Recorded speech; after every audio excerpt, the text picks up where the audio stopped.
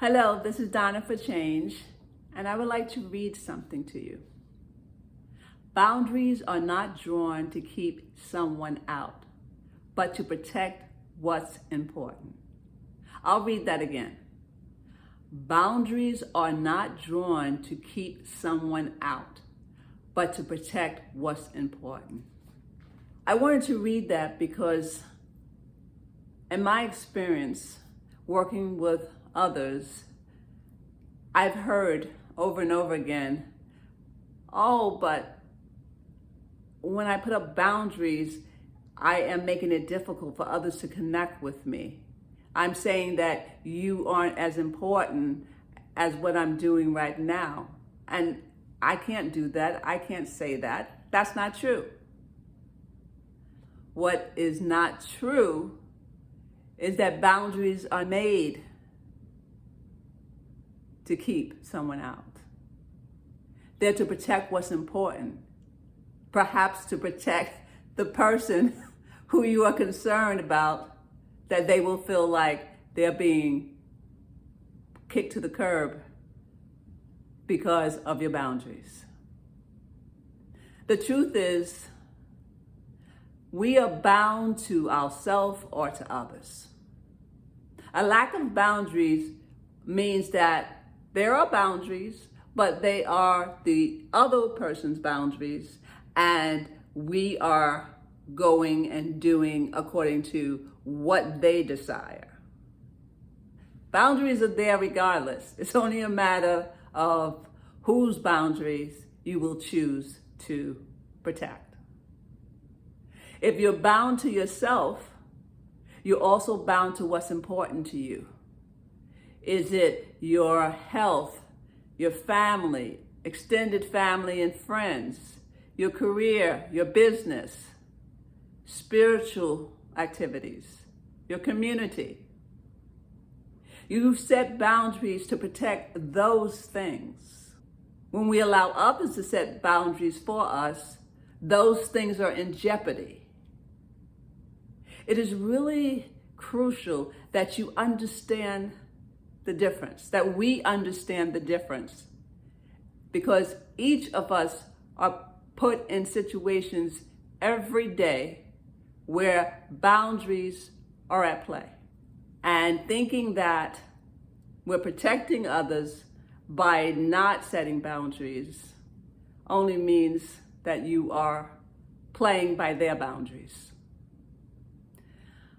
When you don't set up boundaries, you're challenging the ability to maintain your self-integrity. Self-integrity is really important to me, and it's something that I struggle with in some areas.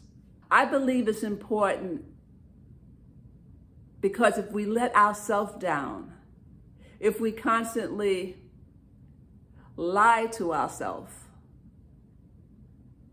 then it will get to a point where we don't trust ourselves. Yeah, you said you was going to do that, but the last time you didn't do it. It could get to a point where we do not respect ourselves or believe in ourselves if we don't maintain self-integrity, if we don't make a decision and outline what could happen that could make that decision invalid. And if those circumstances are not present, then we honor that decision. In our relationships with others, whether that relationship is a professional one or a personal one, if we nullify our boundaries, we are really giving mixed signals.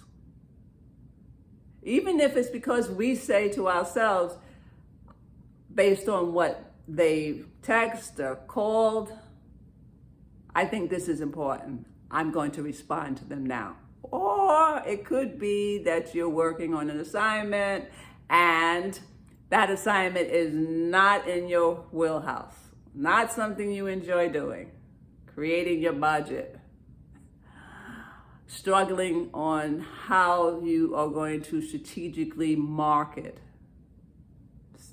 There are many examples. then it's not really about them. It's really about you. And you confuse them. When they're confused, it makes it easier for them to not respect your boundaries. I don't know what you want or how you want. Sometimes you respond right away, even though I said it wasn't important. Other times you don't. I'm confused. And the confusion can also lead to emotions. First, the emotions of you letting yourself down. And those emotions kick into gear when it's time to do something and you have doubts or are uncertain about your ability or whether it can happen.